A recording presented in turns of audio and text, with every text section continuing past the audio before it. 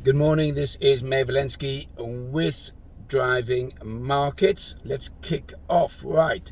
Okay, so Friday, the NFP, the non-farm payrolls came in lower than expected. And the non-farm payrolls is really the employment number in the United States. A number expected to come in at 190,000, came in at 150,000, and US markets went up. Now, why would markets go up when there's a lower employment number?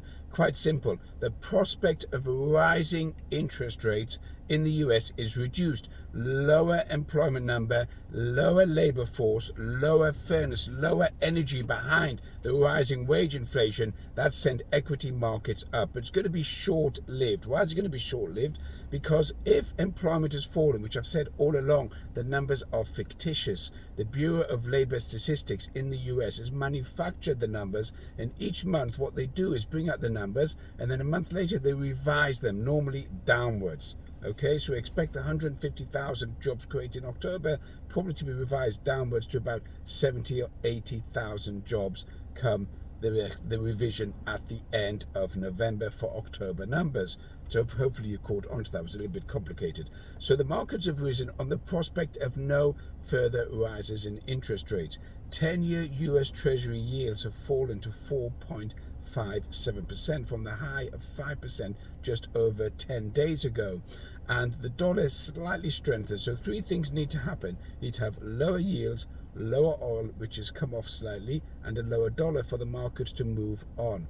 However, as unemployment rises in 2024, and it will rise in 2024, you're going to have a regional banking crisis. That's only on the economic front we're talking about now. We're not talking about the geopolitical front, just the economic front. You'll have a US regional bank crisis. Now that's already started. There's been signs of it in Europe with Bank Paribas and Metro Bank in the UK suffering. However, it's going to get severe going forward. What we're going to have is in the US regional banks that are dependent on the small customer and the private individual to repay their loans.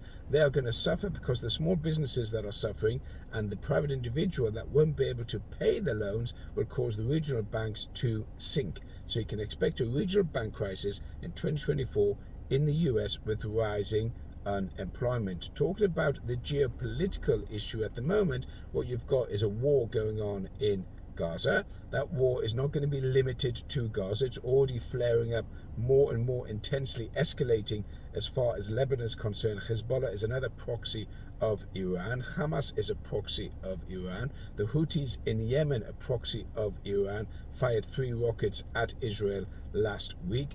Hamas is obviously at war, and Hezbollah is also firing rockets and trying to infiltrate across the border to cause terror attacks and do copycat killings like Hamas. Now Nasrallah, who's the head of Hezbollah, spoke on Friday, and he made clearly that there is a red line to where they're not going to get involved. So Hezbollah is going to get involved essentially, which really is Iran. So Israel and Iran are going to go to war.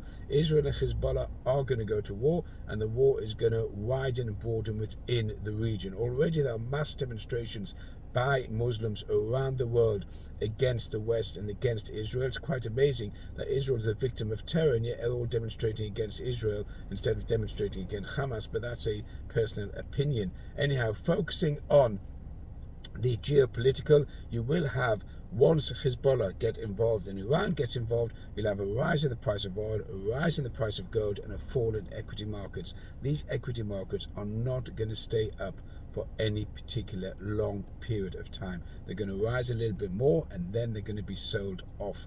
Now, I've also got a Telegram channel which you can subscribe to and get lots of information on that on a daily basis all day. I've also got a book coming out. I've got a new book coming out on foreign exchange. You can subscribe, share, comment. Catch you later.